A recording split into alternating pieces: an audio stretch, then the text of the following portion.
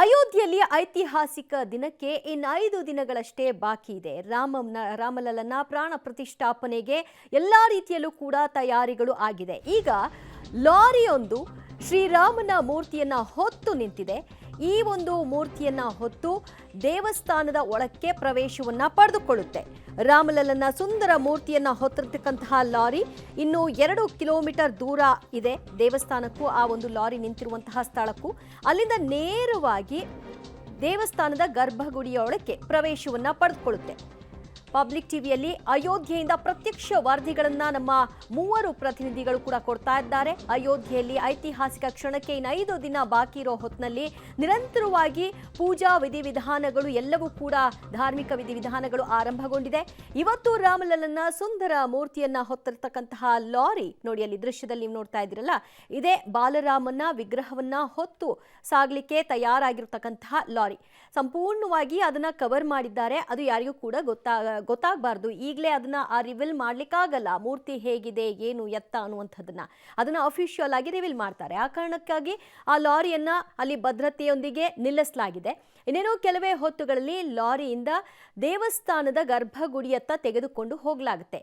ಈಗ ಸದ್ಯ ಅದು ಒಂದು ಮೂರ್ತಿ, ಅದಿನ್ನೂ ದೇವರಾಗಿ ಒಂದು ಪರಿವರ್ತನೆ ಆಗಿಲ್ಲ. ಅಂದರೆ ಪ್ರಾಣ ಪ್ರತಿಷ್ಠಾಪನೆ ಆದ ನಂತರದಲ್ಲಿ ಶ್ರೀರಾಮ ದೇವರಾಗಿ ಆ ಒಂದು ಮೂರ್ತಿಯ ಮೂಲಕವಾಗಿ ನಾವೆಲ್ಲರೂ ಕೂಡ ಪೂಜಿಸೋಕ್ಕೆ ಆರಾಧಿಸಲಿಕ್ಕೆ ತಯಾರಾಗುತ್ತೆ.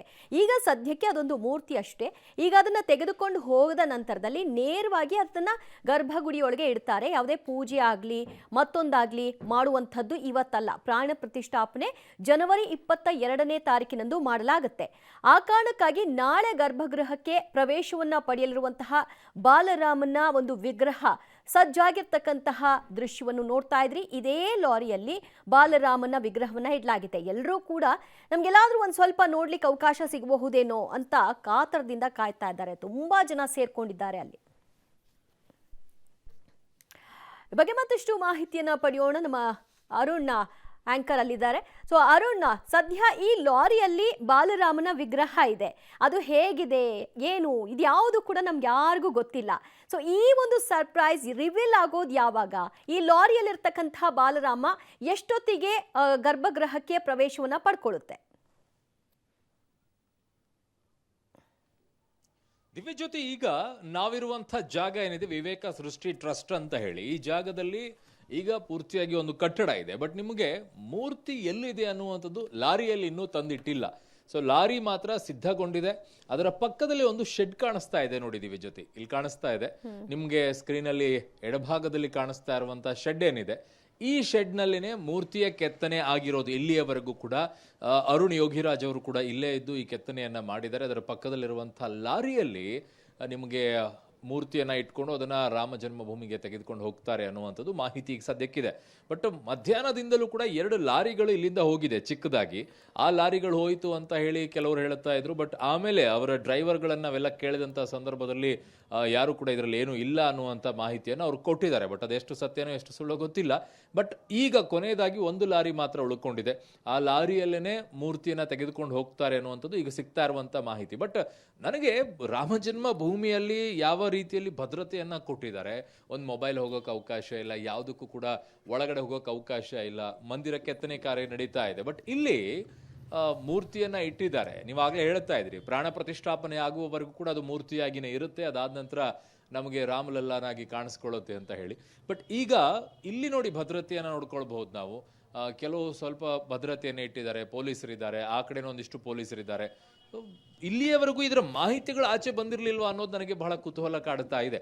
ಕಾರಣ ಕಳೆದ 6 ತಿಂಗಳಿನಿಂದ ನಡೀತಾ ಇದ್ದಂಥ ಈ ಕೆತ್ತನೆಯ ಕಾರ್ಯ ಇಲ್ಲಿಯವರೆಗೂ ಕೂಡ ಈ ಕೆಲಸ ಇಲ್ಲೇ ನಡೀತಾ ಇದೆ, ಇದೇ ಜಾಗದಲ್ಲಿ ನಡೀತಾ ಇದೆ ಅನ್ನುವಂಥ ಸಣ್ಣ ಸುಳಿವು ಕೂಡ ಆಚೆ ಬರದೇ ರೀತಿಯಲ್ಲಿ ನೋಡ್ಕೊಂಡಿದಾರಲ್ಲ, ಅದೇ ಅದ್ಭುತ ಅನಿಸ್ತಾ ಇದೆ, ಅದೇ ಬಹಳ ರೋಮಾಂಚನ ಅನಿಸ್ತಾ ಇದೆ ನನಗೆ. ಯಾಕಂದ್ರೆ ಇಲ್ಲಿ ಇವತ್ತಿನವರೆಗೂ ಕೂಡ ಇದು ಗೊತ್ತೇ ಆಗಿರ್ಲಿಲ್ಲ ಅಂತ ಹೇಳ್ತಾ ಇದ್ದಾರೆ. ಇಲ್ಲೇ ರಾಮಮೂರ್ತಿಯ ಕೆತ್ತನೆ ಆಗ್ತಾ ಇದೆ, ಅರುಣ್ ಯೋಗಿರಾಜ್ ಅವರು ಇಲ್ಲೇ ಕೆತ್ತನೆಯನ್ನ ಮಾಡ್ತಾ ಇದ್ದಾರೆ ಅನ್ನೋದು ಸ್ವಲ್ಪ ಸುಳಿವು ಕೂಡ ಸಿಕ್ಕಿರ್ಲಿಲ್ಲ. ಮಧ್ಯಾಹ್ನದ ನಂತರ ಇದರ ಸುಳಿವು ಗೊತ್ತಾಯ್ತು. ಯಾವಾಗ ಲಾರಿಗಳು ಇಲ್ಲಿಂದ ಹೋಗಕ್ಕೆ ಶುರು ಆಯ್ತು ಆಗ ಈ ಮಾಹಿತಿ ಸಿಗ್ತಾ ಇದೆ. ದಿವ್ಯಾ, ಅಲ್ಲಿಯವರೆಗೂ ಕೂಡ ಏನು ಗೊತ್ತಾಗಿರ್ಲಿಲ್ಲ. ಬಟ್ ಎಷ್ಟು ಗಂಟೆಗೆ ಇಲ್ಲಿಂದ ಅಲ್ಲಿಗೆ ತೆಗೆದುಕೊಂಡು ಹೋಗ್ತಾರೆ ಅಂತ ಸದ್ಯಕ್ಕಂತೂ ಮಾಹಿತಿ ಸಿಗ್ತಾ ಇಲ್ಲ. ಸಂಜೆ ತೆಗೆದುಕೊಂಡು ಹೋಗ್ತಾರೆ ಅಂತ ಕೆಲವರು ಹೇಳ್ತಾ ಇದ್ದಾರೆ. ಇಲ್ಲ, ಎಲ್ಲರೂ ಕೂಡ ಡೈವರ್ಟ್ ಆದ ನಂತರ, ಜನ ಇಲ್ಲಿಂದ ಹೋದ ನಂತರ, ಕಾರಣ ಮಾಧ್ಯಮಗಳಂತೂ ಅತಿ ಹೆಚ್ಚಾಗಿ ಈ ಕಟ್ಟಡದ ಮುಂಭಾಗದಲ್ಲಿ ನಿಂತಿರೋದು ಹೊರಗಡೆ ಗೇಟ್ ಮುಂದೆ ಅದೆಲ್ಲ ಡೈವರ್ಟ್ ಮಾಡಬೇಕು ಅನ್ನೋದು ಸ್ಪಷ್ಟವಾಗಿದೆ. ಅದು ರಾತ್ರಿ 10 ಗಂಟೆ ಆಗ್ಬೋದು, 11 ಗಂಟೆ ಆಗ್ಬೋದು, ಅಥವಾ ಏನಾದರೂ ಸಂಜೆ ಅಷ್ಟೊತ್ತಿಗೆ ಕರ್ಕೊಂಡು ಹೋಗ್ತಾರಾ ನೋಡಬೇಕು. ಬಹಳ ಕುತೂಹಲದಿಂದ ಎಲ್ಲರೂ ಕೂಡ ಕಾಯ್ತಾ ಇರೋದು. ದಿವ್ಯಾ, ಅರುಣ್, ನೀವು ಹೇಳ್ತಾ ಇದ್ರಿ ಇಲ್ಲಿಯವರೆಗೂ ಯಾರಿಗೂ ಕೂಡ ಇಲ್ಲೇ ಮೂರ್ತಿಯ ಕೆತ್ತನೆ ಆಗಿದ್ದು ಅನ್ನೋ ಸಣ್ಣ ಸುಳಿವು ಕೂಡ ಸಿಕ್ಕಿರಲಿಲ್ಲ. ಈಗ ಮಧ್ಯಾಹ್ನ ನಂತರದಲ್ಲಿ ಆ ಮಾಹಿತಿ ನಮ್ಗೆಲ್ರಿಗೂ ಸಿಕ್ಕಿದೆ ಅಂತ. ಈಗ ನೀವೇನು ಆ ಸ್ಥಳಕ್ಕೆ ಹೋಗಿದ್ದೀರಲ್ಲ, ಅಲ್ಲಿ ಇಲ್ಲಿವರೆಗೂ ಯಾರಿಗೂ ಪ್ರವೇಶನೇ ಇರಲಿಲ್ವಾ ಅಂತ? ಯಾರಿಗೂ ಕೂಡ ಈಗಲೂ ಕೂಡ ಯಾರಿಗೂ ಪ್ರವೇಶ ಇಲ್ಲಿಲ್ಲ. ಜೊತೆಗೆ ನಿಮಗೆ ಆವಾಗಲೇ ಶೆಡ್ ತೋರಿಸಿದ್ನಲ್ಲ ನಾನು, ಅಲ್ಲಂತೂ ಯಾರಿಗೂ ಕೂಡ ಒಳಗಡೆ ಹೋಗೋಕೆ ಅವಕಾಶನೇ ಇಲ್ಲ ದಿವ್ಯಾ. ಅಲ್ಲಿರುವಂಥ ಪೊಲೀಸರಿಗೂ ಕೂಡ ಒಳಗಡೆ ಹೋಗೋಕೆ ಅವಕಾಶ ಇಲ್ಲ. ಓನ್ಲಿ ಯಾರು ಮೂರ್ತಿ ಕೆತ್ತನೆಯ ಕೆಲಸವನ್ನ ಮಾಡ್ತಾ ಇರುವಂಥ ಅರುಣ್ ಯೋಗಿರಾಜ್ ಅವರಿದ್ದಾರೆ, ಅವರಿಗೆ ಮತ್ತೆ ಯಾರಿಗೆ ಪರವಾನಿಗೆ ಇದು ಅವ್ರಿಗೆ ಮಾತ್ರ ಇದೆ. ಬಟ್ ಇಲ್ಲಿ ಪೊಲೀಸರು ಮಾತ್ರ ಭದ್ರತೆಯನ್ನು ಕೊಡೋಕೆ ಮಾತ್ರ ಇರೋದು. ಅವರಿಗೆ ಆ ಶೆಡ್ನ ಒಳಭಾಗದಲ್ಲಿ ಮಾತ್ರ ಹೋಗೋಕ್ಕೆ ಯಾವುದೇ ರೀತಿಯಾದಂಥ ಅವಕಾಶಗಳು ಇಲ್ಲ. ಹೊರಗಡೆಗೆ ಅವರು ಕಾಯ್ತಾ ಕೂತ್ಕೊಳ್ಬೇಕು. ಅದಕ್ಕೆ ಅಲ್ಲಿ ಚೇರನ್ನು ಹಾಕಿದ್ದಾರೆ. ಹಗಲು ರಾತ್ರಿ ಅವರು ಭದ್ರತೆಯನ್ನ ಒದಗಿಸ್ತಾರೆ. ಅರುಣ್ ಯೋಗಿರಾಜ್ ಅವರು ಇಲ್ಲಿ ಮೂರ್ತಿ ಕೆತ್ತನೆಯನ್ನ ಮಾಡ್ತಾರೆ. ಅದಾದ ನಂತರ ಇಲ್ಲಿ ಬಂದು ವಿವೇಕ ಸೃಷ್ಟಿ ಟ್ರಸ್ಟ್ ಏನಿದೆ, ಅದರ ಕಟ್ಟಡ ಏನಿದೆ, ಈ ಕಟ್ಟಡದಲ್ಲಿ ಉಳಿದುಕೊಳ್ಳುವಂತಹ ಕೆಲಸವನ್ನ ಮಾಡ್ತಾ ಇದ್ದಾರೆ. ಈ ಕೆಲಸವನ್ನ ಮಾಡುವಂತ ಸಂದರ್ಭದಲ್ಲೂ ಕೂಡ ಈ ಅದ್ಭುತವಾಗಿರುವಂತಹ ಕೆಲಸ, ಮೂರ್ತಿ ಕೆತ್ತನೆಯ ಕೆಲಸ ಏನ್ ಮಾಡ್ತಾ ಇದ್ದಾರೆ, ಇದನ್ನ ಮಾಡುವಾಗ ಮಂತ್ರ ಪಠಣೆಯನ್ನ ಮಾಡೋದು, ರಾಮಜಪ ಮಾಡಕ್ಕೂ ಕೂಡ ಅಲ್ಲೊಂದಿಷ್ಟು ಜನ ಇರ್ತಾರಂತೆ. ಅವರೆಲ್ಲರೂ ಕೂಡ ಮಂತ್ರ ಪಠಣೆ ಮಾಡ್ತಾ ಇರ್ತಾರೆ, ರಾಮಜಪವನ್ನ ಮಾಡ್ತಾ ಇರ್ತಾರೆ. ಇನ್ನೊಂದು ಕಡೆಗೆ ಅರುಣ್ ಯೋಗಿರಾಜ್ ಅವರು ಮೂರ್ತಿ ಕೆತ್ತನೆಯನ್ನ ಮಾಡಿದ್ದಾರೆ. ಈಗ ಸಂಪೂರ್ಣವಾಗಿ ಎಲ್ಲವೂ ಕೂಡ ಪೂರ್ಣವಾಗಿ ಹೋಗಿದೆ. ಆದರೆ ಯಾವಾಗ ತೆಗೆದುಕೊಂಡು ಹೋಗ್ತಾರೆ ಅನ್ನುವಂಥದ್ರ ಮಾಹಿತಿ ಇಲ್ಲ. ನೀವು ಆಗ್ಲೇ ನಾನು ಹೇಳಿದೆ ನಿಮಗೆ, ಸಣ್ಣ ಸುಳಿವು ಕೂಡ ಇಲ್ಲಿಂದ ಹೋಗಿಲ್ಲ ಯಾರಿಗೂ ಕೂಡ. ಹಾಗಾಗಿ ಸಂಪೂರ್ಣವಾಗಿ ಒಳಗಡೆಯಿಂದ ಆ ಡೋರನ್ನು ನೀವು ನೋಡ್ತಾ ಇದ್ದೀರಾ, ಲಾಕನ್ನು ಹಾಕಿಟ್ಟಿದ್ದಾರೆ, ಅಲ್ಲಿ ಬೀಗವನ್ನು ಹಾಕಿಟ್ಟಿದ್ದಾರೆ. ಯಾರಿಗೂ ಕೂಡ ಒಳಗಡೆಗೆ ಪರವಾನಿಗೆ ಇಲ್ಲ ದಿವ್ಯಾ. ಇಲ್ಲಿ ಓನ್ಲಿ ಪೊಲೀಸರಿಗೆ ಯಾರನ್ನ ನಿಯೋಜನೆ ಮಾಡಿದಾರೋ ಅವ್ರಿಗೆ ಮಾತ್ರ ಇಲ್ಲಿ ಪರವಾನಿಗೆ ಇದೆ. ಆಮೇಲೆ ಈ ಟ್ರಸ್ಟ್ಗೆ ಸಂಬಂಧಪಟ್ಟಂಥವ್ರು ಯಾರಿದ್ದಾರೆ ಅವ್ರಿಗೆ ಮಾತ್ರ ಪರವಾನಗಿ ಇದೆ, ಅದು ಕೂಡ ಈ ಕಟ್ಟಡದಲ್ಲಿ ಮಾತ್ರ. ಬಟ್ ಆ ಶೆಡ್ನ ಒಳಭಾಗದವರೆಗೂ ಕೂಡ ಯಾರಿಗೂ ಅಲಾವಿಲ್ಲ. ಅವರಿಗೆ ಮಾತ್ರ ಅರುಣ್ ಯೋಗಿರಾಜ್ ಅವರಿಗೆ, ಅದನ್ನು ಬಿಟ್ಟು ಇನ್ಯಾರಿಗೂ ಇಲ್ಲ Divya. Okay, thank you Arun.